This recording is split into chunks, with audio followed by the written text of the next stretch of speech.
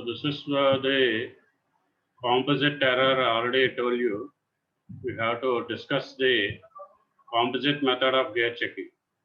Composite method of gear checking means we have to check the total composite error or the variation, or tooth-to-tooth composite error or the variation. So what is tooth-to-tooth composite error? It's nothing but it is a range of difference between the displacement and the pitch circle. So you are having some displacement of the pitch circle at the gear now, and already we have discussed this in the previous discussion in the introduction, where we are want to check the manufacture of a gear. Suppose we have just seen in the profile also, we are comparing our particular gear which is manufactured with the master gear profile. That's how we are checking. Here also, you have to check the displacement of the gear you have manufactured at the pitch circle of a gear and that of a master gear. So what you have to do, you have to take the master gear and the gear you have manufactured and lock them or mesh them. So how you do? This is fixed at the center distance. This is fixed at the center distance. So what is the center distance? Already I told you. It is the average of the diameter of the pinion and the gear. CD is equal to dP plus dG by 2. Because already we discussed in the introduction why we are going for pair of gears. We are going for a pair of gears for effective power transmission. Effective power transmission. So like that, we'll just try to see. And here, whenever we are fixing that particular position at a fixed center distance, it will be corresponding to one pitch. So we have both the two flanks here, because this is the double flank test we are conducting, and we have two flanks, that is the driver and the driven. So you have to ascertain what is the driver and driven, because one is the gear and one is the pinion. So they will be in contact. So you have to ensure that they will be in contact. That's why they are known as the double flank test. As far as this tooth-to-tooth composite error is concerned. So if you are involving two flanks, it is a double flank test. And if you are involving only a single flank, it is a single flank test. So that is the thing. And as far as the particular definition is concerned now, it is applicable for the single flank test. So you may be wondering, what is the difference between single flank and double flank as far as the tooth-to-tooth composite error? So it is here, whenever in the double flank test, it is a center distance variation between the gear you have manufactured and the master gear you want to cross check. So you have to rotate both of these gears through a distance corresponding to the pitch of the tooth. So whenever anybody asks in the viva voce what is the pitch of the tooth, you can simply say, don't again ask the question, reverse question to the person. So we have two types of pitches. One is the base pitch. So one is the circular pitch and other one is the diametrical pitch. So you have to explain that whenever any particular pitch is not specified, it is the base pitch only. It is not the circular pitch. So you have to see that particular thing into, you have to take that particular thing into consideration. You have to keep it in mind. So here we'll just try to go with the slide.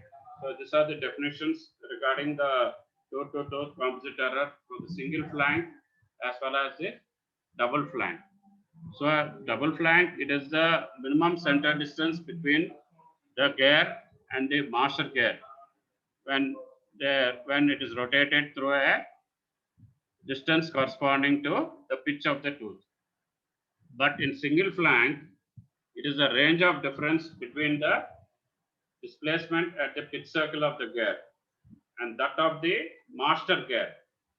So you have to fix the center distance according to the calculations you have done earlier, according to the drawing.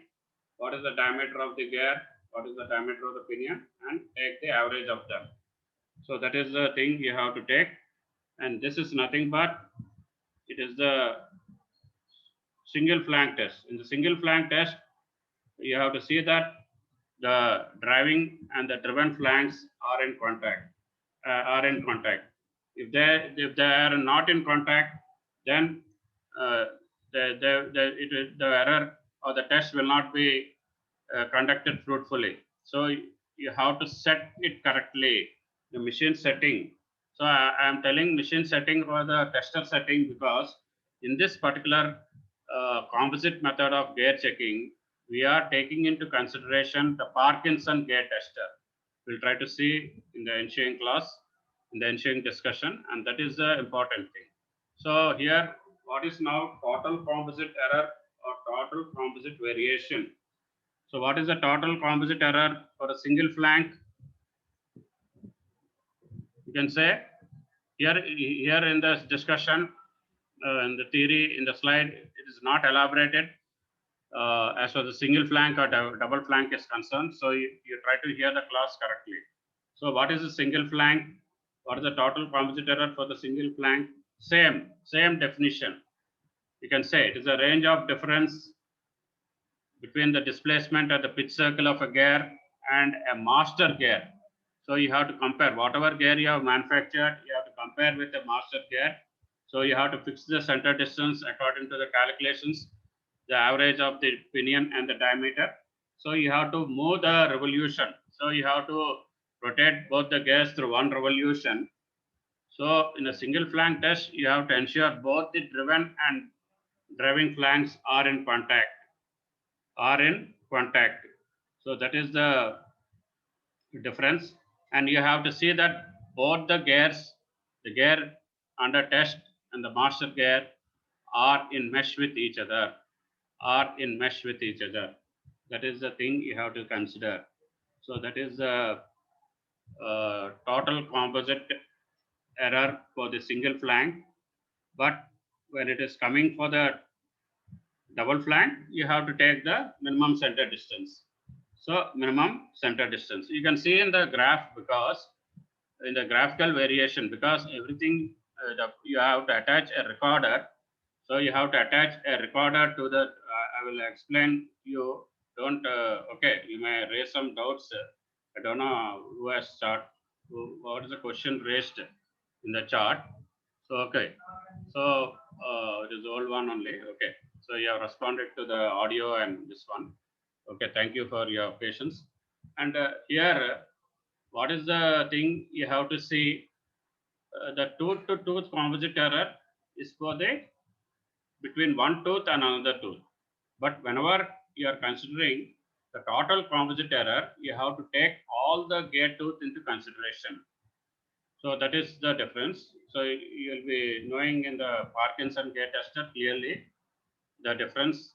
And here, what is your main aim of conducting this composite method of gear checking? It is for the ensuring the quality of the gear, because without both these parameters, the other 7 parameters also we have seen, we cannot assess the quality of the gear. We cannot say the error or the gear is perfect or the gear is free from errors. So that is very important. So we just try to come to this table. So the total composite error is the center distance variation and one complete revolution of the gear being inspected. So that is the complete revolution, total composite error. But whenever you are going for the tooth to tooth composite variation, it is the center distance variation. So it is a center distance variation because already I told you before in the Parkinson gear tester, we have a scale to measure the center distance. To know what is the center distance when the gears are rotated through any increment. So, but here in the tooth to tooth composite error, there is a center distance variation when the gear is rotated through an increment 360 by n. What is 3 by n? Is through complete revolution. When we compare to the number of tooth, n is the number of tooth. So all these are very much required here. So uniform tooth to tooth variation. So you have to see there's a uniform tooth to tooth variation. That is the profile variation. Whereas a sudden jump, in the just like a waveform. So you just try to observe the waveform in the beach and the Paunami or Amavasya. There'll be tidal waves will be more. So there's a large sudden jump, sudden change in the atmosphere. But in the normal days, it is the uniform. You can say uniform base. So like that, we can compare this the graphical variation of this particular this particular tooth to tooth variation. It will be a constant variation if there is not much errors, and if there are errors or more, there will be sudden jump. That means it is indicating that the pitch variations are more. The pitch variations are more in the gear. That's how we can just compare. We can give an example. Okay, so composite error of checking of the gears is a very important parameter. So you have to take care that all the errors in the gear are checked before this composite method of gear checking, and especially this particular method of gear checking is suitable for large gears. And what is the advantage? It is we can have a control over the tooth spacing. That is how we can say. Because whenever we are coming to backlash, what I told you, backlash, okay, we'll discuss tomorrow. It is a definition where we can give one or two definitions for the backlash, where the tooth thickness exceeds the tooth spacing of an engaging tooth. Here, engaging tooth means we are taking both the gears into consideration, not a single gear. We are taking both the pair of gears into consideration. That's why I told you we have to, for any checking, whether it's the composite method of gear checking or profile checking, we have to compare our gear which is manufactured with the master gear. So that's also there. So then also we can check the composite method of gear checking. If we have any doubt that we have a gear noise, suppose you are having a gear noise, you try to take that gear on the Parkinson gear tester and try to check the gear noise. So that means what is it indicating? If the gear is worn out, the gear is worn out, and you have to replace the gear in a shorter period of time. So here we are giving a formula here, though we are not having any problems as far as this particular the chapter is concerned. You just try to see all questions. So any simple, if you want, we can have the problems after I just try to tell you tomorrow. I don't want to reveal now. So factor, what is the factor? What is the F? F is a factor which is equal to M. You don't try to take capital M here. It is only small m. This is a printing mistake. M plus 0.25 into root over dp. So whenever you try to take capital D, it is the pitch circle diameter only. You don't try to take the base circle diameter. So here he has given a table for the 12 grades of tolerances, for the 12 class of grades from 1 to 12, and the values of the total composite error and the tooth to tooth composite error. So this particular data is available to you in any gear manufacturing industry. And first of all, you have to calculate this F by this formula. F is equal to small m. M is the module for that particular class of gear. And root over dp is the pitch circle diameter. So you have to calculate and just put down the values here in the table for the class or grade of gears from 1 to 12. So here, whenever we are taking the master gears into consideration, here we have two types of the gears. One is the type A gear. Type A gear is used for checking of precision gears. Master gears type A is used for checking of precision gears. Because along with this gears, you have to check the gear you have manufactured for precision.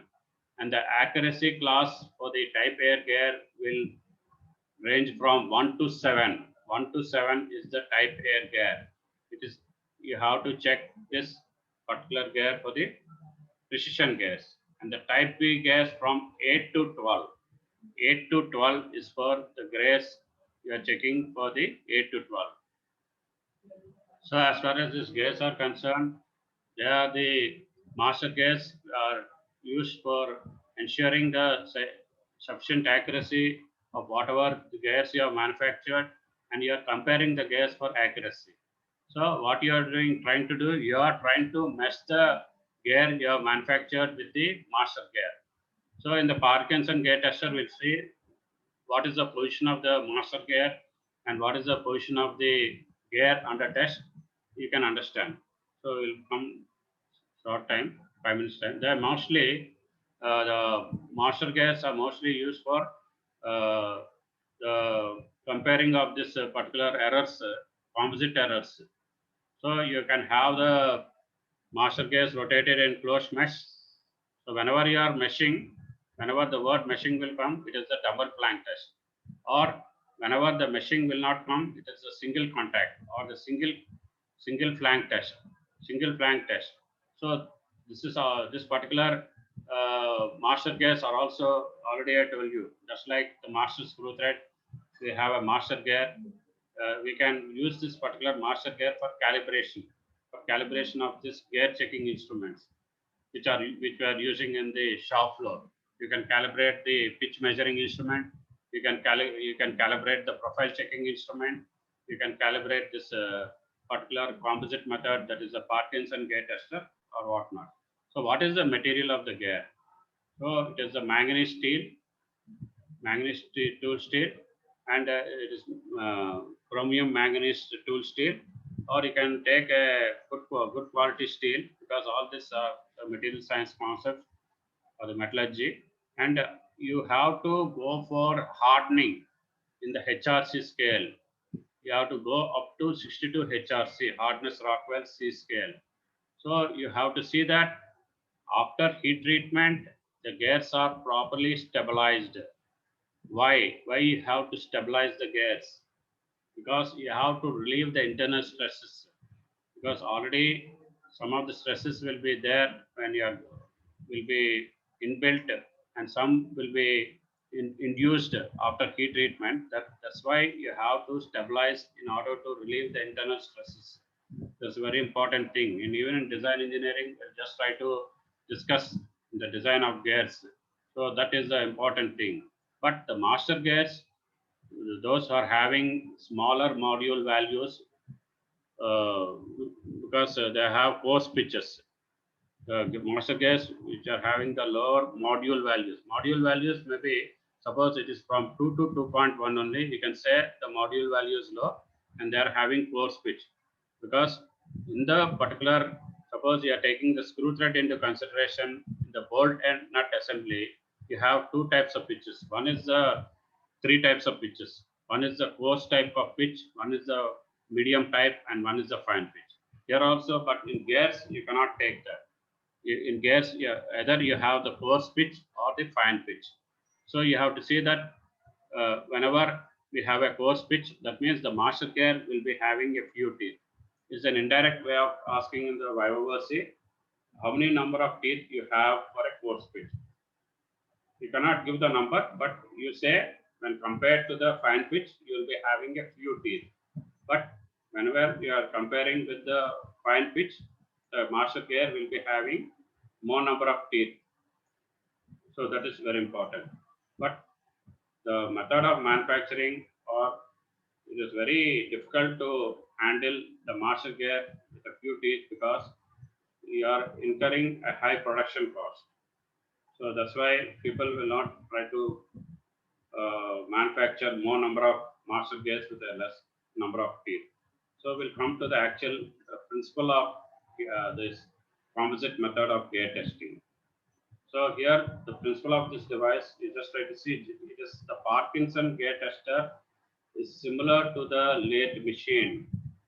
So what you have to do, you have to mount a standard gear on a fixed vertical spindle.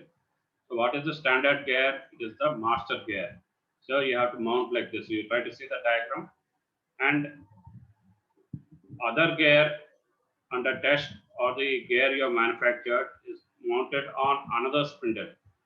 So this is a mobile carriage. So you try to mount the gear under test on another spindle. So there is a mobile carriage. There is a sliding carriage. So because the sliding carriage, upon the sliding carriage we have a mobile flange, and the gears are rotated. Whenever the gears are rotated, the rotation they are indicated by a dial indicator. They are a dial indicator which is attached to the mobile flange, which is attached to the mobile flange of this particular Parkinson gate tester. So here, whenever the variations are there, or why variations will come? Because of the irregularities in the gear, or because of the errors in the gear under test. So you can record them easily by attaching a recorder. So previously they try to use in the olden days, because these are the textbooks we are reading when we are a graduate here, and you people are reading the same. But there's an improvement of this recorder. There's an improvement. Whatever the recorders are there, we can fit a suitable recorder. So it is a digital recorder. You can set it, and then you can have a particular chart attached to it, so that you can record the variations. What are the variations here? The total composite error and the tooth-to-tooth composite error you can record. By recording this, you can see the accuracy of meshing. You can see the accuracy of the particular gear you have manufactured. So here, this particular Parkinson gear tester is used for the all the type of gears, but our particular syllabus is only limited to the spur gear. So we are already, I told you in the beginning, we have to just discuss in terms of spur gear only. But this particular Parkinson gear testers are also available for other types of gears like helical gear, bevel gear, and worm gears also. But here, how you can ascertain? We'll just try to see this particular graph. 1, 2, 3. What are there? Because this is an accurate gear, this is a moderate gear, and the gear which is having more number of errors. By recording the profile, you can show that. So here we have in the Parkinson gear tester, along we have a base, we have a scale. So what is the scale? Already I told you that particular position between the spindles, the position between the spindles can be ascertained by this particular center distance, by this. Okay, it is actually higher gears. You should not say higher gears. You should not say higher gears means we have only two types of gears. The gears which are having more number of teeth, or instead of testing larger gears, not higher gears. So larger gears are also can be tested by the Parkinson gear tester, but that there is a limitation to the number of teeth. There's a limitation to the number of teeth. So here, in this particular, we have other type of gear checking also.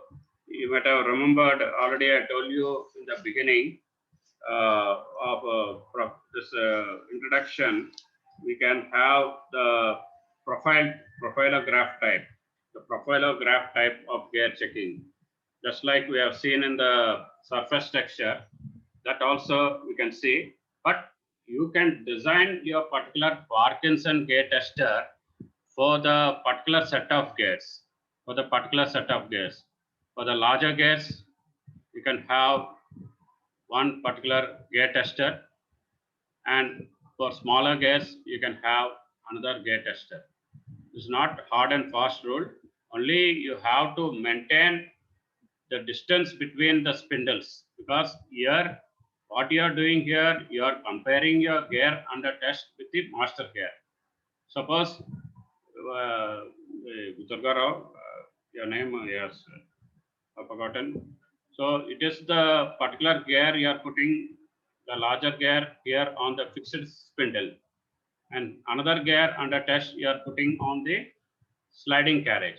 So when there is a larger gear, uh, the gears you have to mesh now. There has to be some distance between the. There has to be the setting of the center, the distance between this carriages. This is a fixed carriage and the sliding carriage. How you adjust the distance by means of this? By means of the scale, which is fixed on the base of the Parkinson gate tester. So you can use this Parkinson gate tester for the larger gears by adjusting the center distance. So I think you have got it, because they, or you can just design your particular Parkinson gate tester by increasing the distance between this particular spindle, the fixed spindle and the mobile spindle.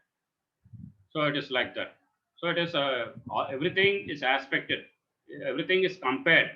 This metrology part, everything is compared to the design of the machine tools, design of the machine tools. So you have to design your particular machine tool, because this why I'm telling Parkinson gate tester as a machine tool, because it is similar to the lathe machine. It is similar to the lathe machine. Okay. So I think you have got my point. We have to adjust that particular distance. And here, what you are doing, you are maintaining, how you are maintaining the gas in mesh, because you have a particular spring, which are uh, there under the particular mobile flange. So you can maintain the spring pressure constant by having the gears in mesh, and the movements of this particular sliding carriage. So whenever they are rotated, they can be noted by means of the variations in the dial gauge reading, and if there are constant variations, just like I had already told you. So it is a it is almost a perfect gear. It's a perfect gear. Okay. Once, hello,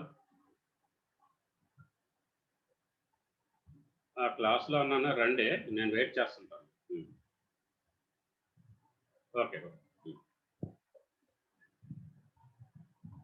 So we have that particular variations in the gear, because suppose this is a perfect gear, the variations, the first one, we don't have that much variations. You can see the two circles are concentric with one another. So here we have a lobe type part.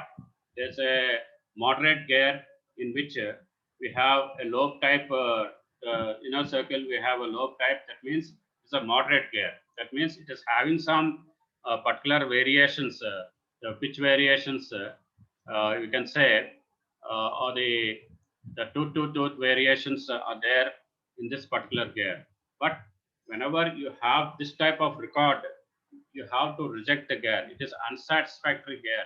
That means the gear you have manufactured has not been manufactured according to the design, because of the machine setting, or the particular tool, or the method of manufacture, the indexing you might have not done correctly, or the other methods of manufacture, or there may be some disturbances while you have manufactured. So you have to see that. So the procedure will try to come. So what you are trying to do, whatever the two gears are there, the mandrel, the master gear, and the gear under test, you have to mount on these two mandrels. On the two mandrels, you have to have two mandrels. Mandrels, I told you yesterday also, they are supporting the gears. But in the case of profile gear checking, you don't try to keep the mandrel with the gear under test directly on the mandrel. So what you try to do, you try to make a circular disc in a tool room, which is exactly equal to the base circle diameter. Which is exactly equal to the base circle diameter. That's how you can check. So the gears you are mounting on the two mandrels. So you have to see that they are free to rotate without any disturbance. And here you are trying to see the left spindle. This is the left spindle. It can be moved along the table. It can be moved along the table.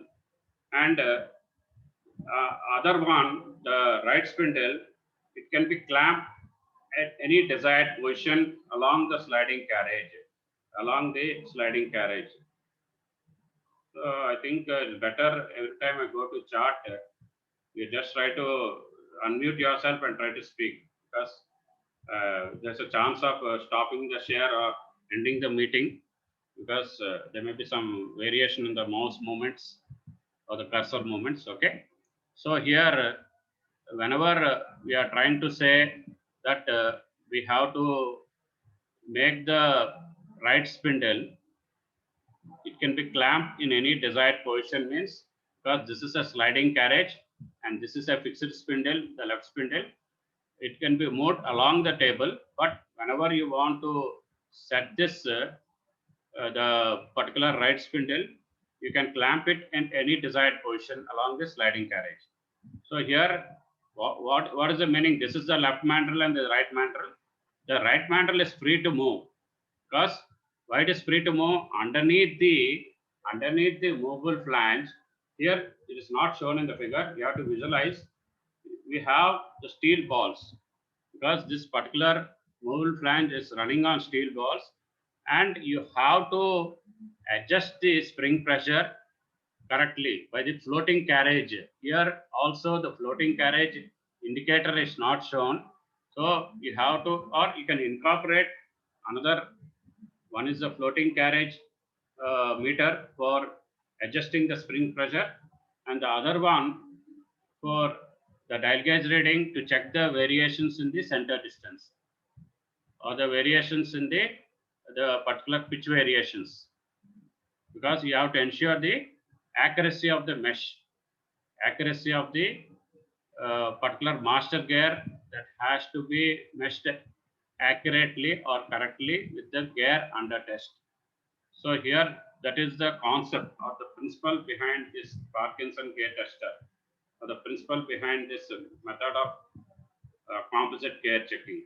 So here, the two mandrels, whatever we are talking about, one mandrel for the master gear and the other mandrel for the gear under test, it can be adjusted so that the axial distance. So what is the axial distance there?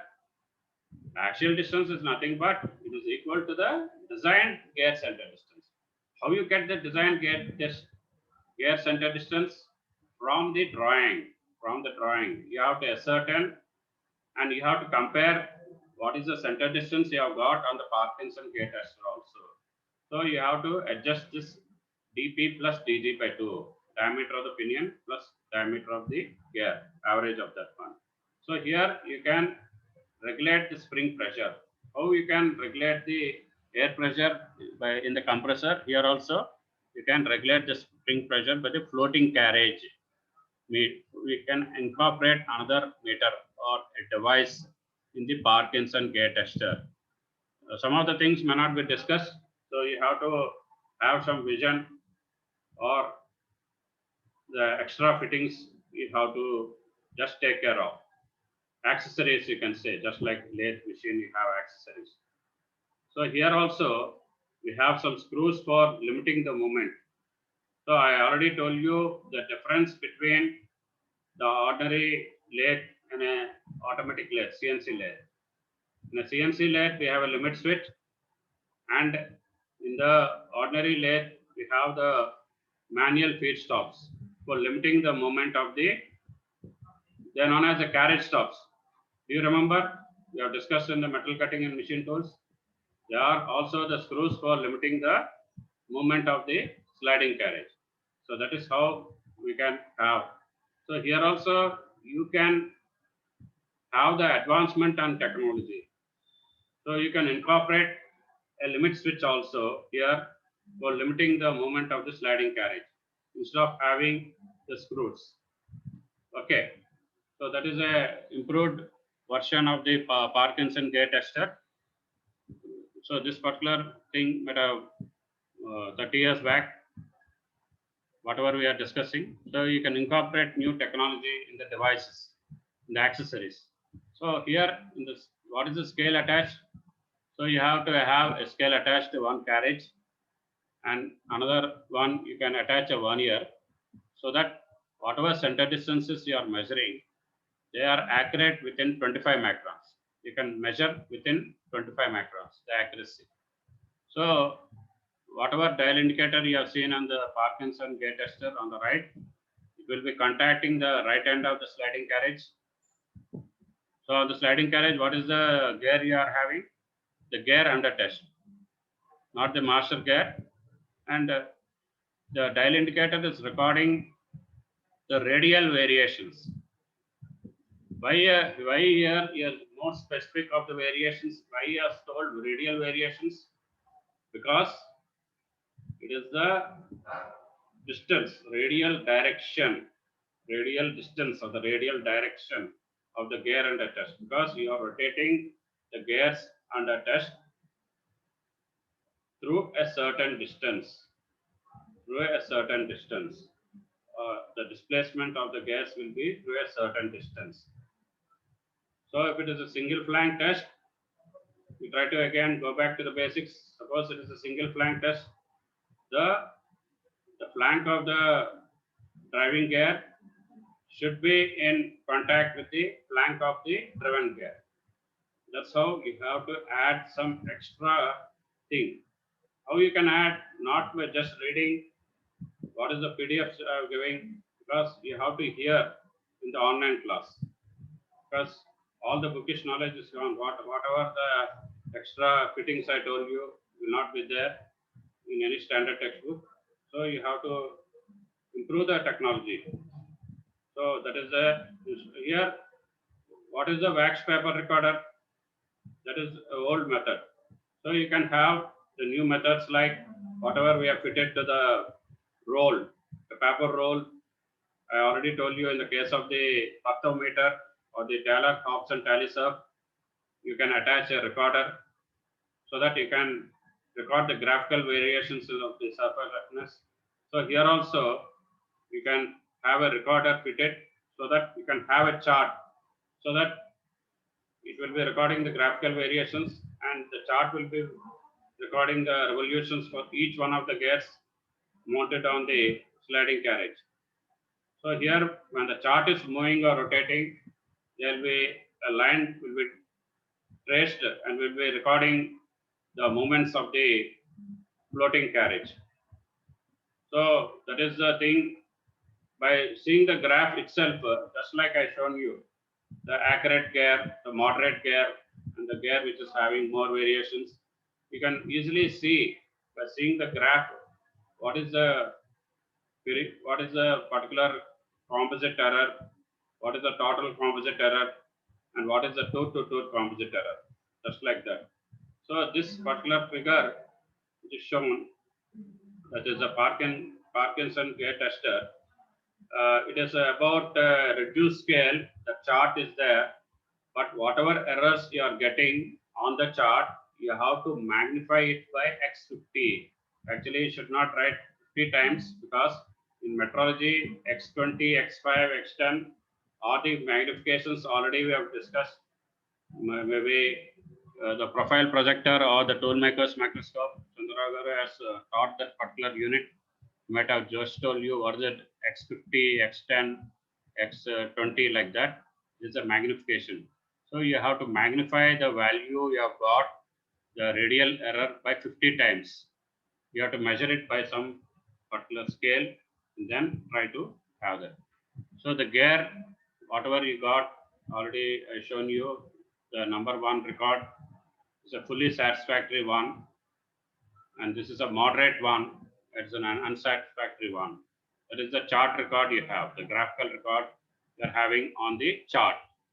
Okay, so here in the double flank or the dual flank method, is also known as the dual flank method. Both the tooths come in contact. That is, both the tooths come in contact. Just seldom, because seldom means it is rare. Because in actual practice, there will be not exact contact. What he means it, because it is not a perfect gear. It's not a perfect gear. Perfectness means that means it is not having any error. In this universe, there is no word that is perfect. Perfect gear or perfect screw thread. You have some errors or you have some variations. That's what you want to tell. So here the chart is recording the particular.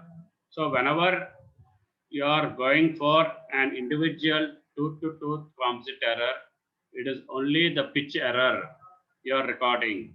But whenever you are recording the pitch error over a total number of teeth, over the all the gate tooth, suppose 45 or 50 gate tooth you are having as well as per gate, the specimens in a lab, you are trying to calculate the true cumulative pitch error. Cumulative, just like your CGPA or SGPA. So that is a grade, C grade, that is only for one subject, but you want to calculate the CGPA or SGPA, you are taking all the subjects grades into consideration. Like that, here you are trying to have the true cumulative pitch error, means it is for the all the gears under test, all the tooth under test, how many number of tooth you have. So this test is only you have to say whether you can only give your opinion about the gear, whether you have to accept the gear or whether you have to reject the gear. But you don't have to go deeper. Deeper means, what is the meaning of this one? You don't have to say what is the causes of rejection. Only you have to, as a quality control engineer, you have to reject it. The production people will try to take care. Will try to sit along with the quality and the tool room people. They will ascertain why the cause. If the rejection is more only, they'll have meetings. If the rejections are less, they won't meet. So you just try to see that the rejections may be caused due to the blunt tool or the indexing or the method of manufacture or whatever other parameters you might have taken in gear manufacturing. So it is usually you can detect the four tooth form. Exactly, I told you what is the unsatisfactory tooth. It may be caused due to the worn out tool or an inaccurate cutting tool. The nomenclature of the cutting tool, the quality control people may not have checked properly and passed the tool to the production people. And all this are the particular causes or rejections, causes for rejection of the gear, And here you can say, already I told you, the pitch circle eccentricity. So it is, suppose the particular the gear has not been manufactured properly, the eccentricity of the gear also will be more. That means there will be the fluctuating of this particular, in the graphical record can be seen, the fluctuating of that particular distance from the top of the gear to the bottom of the gear. That means to the crust and the root, if it is in case of a screw thread, but you can also refer that in gears also. So there's a variation of the particular pitch variation is more. In a single sentence, you can say the pitch variation is more. So that is a particular thing you can say. And technically, more correct method, anybody can ask you, what is the more method, correct method of mesh testing is the single flank method. Instead of having that double flank method, because here, instead of measuring the center distance, the angular variation can be measured. The angular variation can be measured by the suitable angular measuring instruments.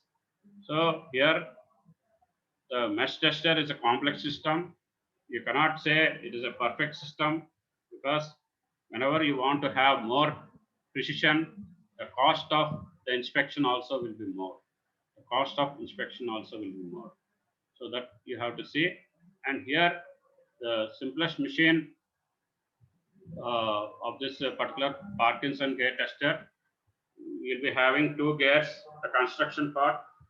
Actually, we should not discuss because it's metrology, but I just try to tell you, because we'll be having two shafts.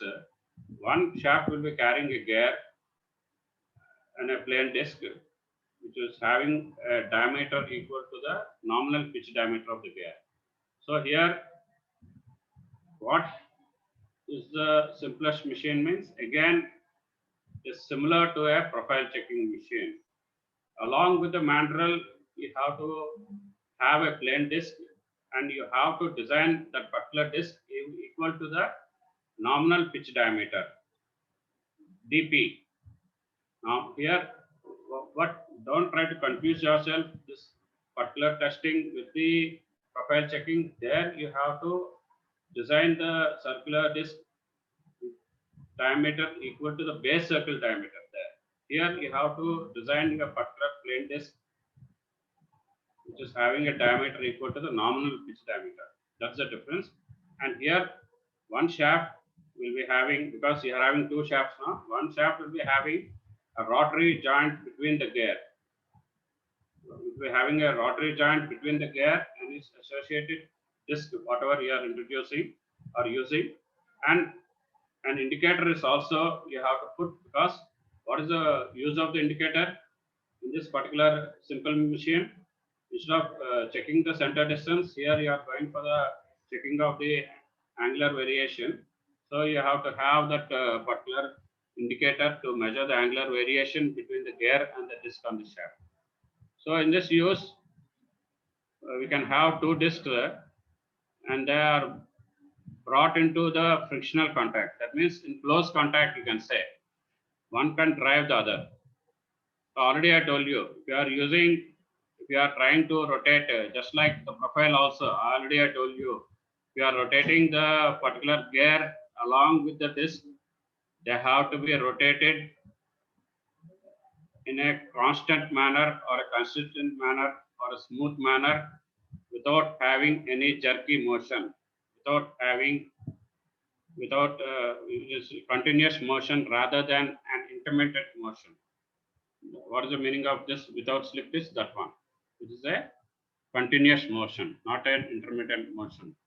So this method, whatever we are checking of this particular, the second part, what we are discussing, the simplest machine, is not popular because we cannot ensure the accuracy of the design of the discs which we are taking, the designing exactly according to the nominal pitch diameter, because for every gear we have, because for every gear we cannot design for every gear of different pair of different sizes. We cannot just manufacture or design the plain discs. That will be a tedious process and is very costly also.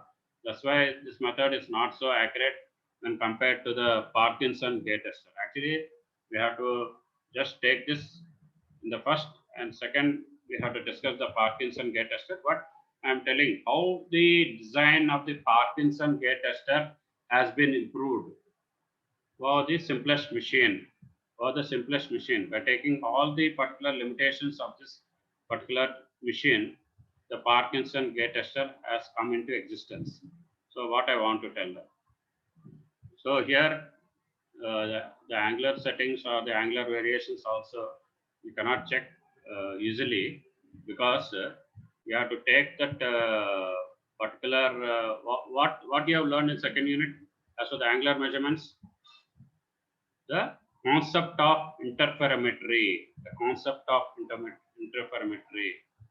the interference bands or the Moir bands, because you might have learned two different interferometers, the Michelson's interferometer and another interferometer.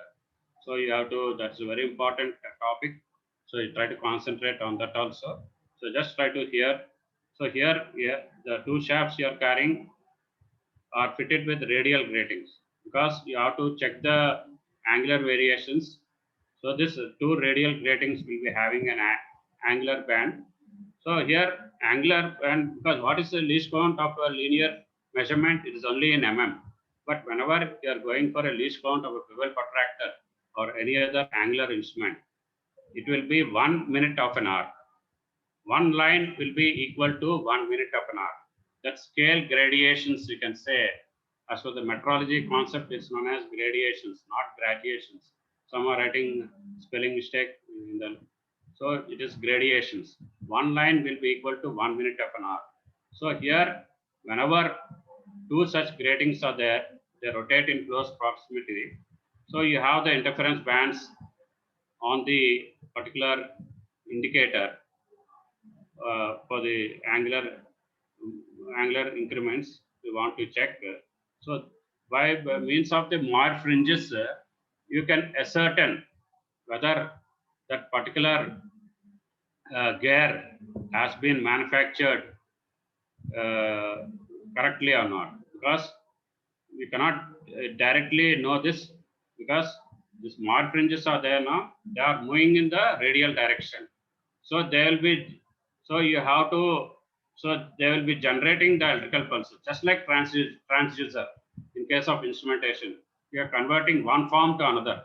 So here the movement of the Moir fringes in the radial direction, they will be converted into the electrical pulses. So this particular the pulse trains, you can say, they are equally spaced. That means equally spaced means that the gear is perfect. If they are irregularly spaced, that means more irregular spacing is there. The gear is unsatisfactory. But if the spacings are moderate, it is a moderate gear. So this is another way of checking, but is outdated. So just try to try to tell you how the particular advancement or the improvement of the Parkinson gate tester over the, because in the Parkinson gate tester you are worried about only the center distance. In the previous simplest machines, whatever you have designed in the earlier days, you have this particular method of testing involving the principle of, what is the principle here? It's the principle of interferometry. That's why I just recall the second unit topic there, where you can say. So modern gear meshing machines are there, so you can see that. But in the examination, mostly in the final examination is asking the Parkinson gate tester. Okay, we'll try to end because we are 5 minutes beyond schedule. Whatever. So we can say a number of methods, but you try to stick on with the Parkinson gate tester method of checking the variations in the total composite error and tooth-to-tooth composite error. So can anybody say, because previously you might have learned in the introduction or not, in this particular Parkinson gate tester, another parameter can be tested. What is that? What is the other parameter can be tested? Can you remember? Then we'll leave. We can measure the eccentricity of the gear. We can measure the eccentricity of the gear. Or directly we can measure the runout. What is runout? It is twice the eccentricity. So Parkinson gate tester, we can go for the runout. We can check the parameter runout. We can check the eccentricity of the gear. We can check the tooth-to-tooth composite error, and the last one is the total composite error. So how we can know all this in one particular gear testing machine. Okay, we'll leave, and thank you for patient hearing. And we are coming to the last of this chapter, not the unit, because this unit has another chapter in the form of measurement of screw threads. I'll deal it later after Chandrarao Garu will take the classes next week. So tomorrow I will end the chapter with the concept of backlash and lead checking. Actually, he has not specified in the syllabus, but as a quality checking of the elements of gear, we have to discuss that also. Okay, tomorrow we'll go, and if any small problems are there, we'll just try to see, which will be useful for completed exams. Okay. Thank you for patiently listening.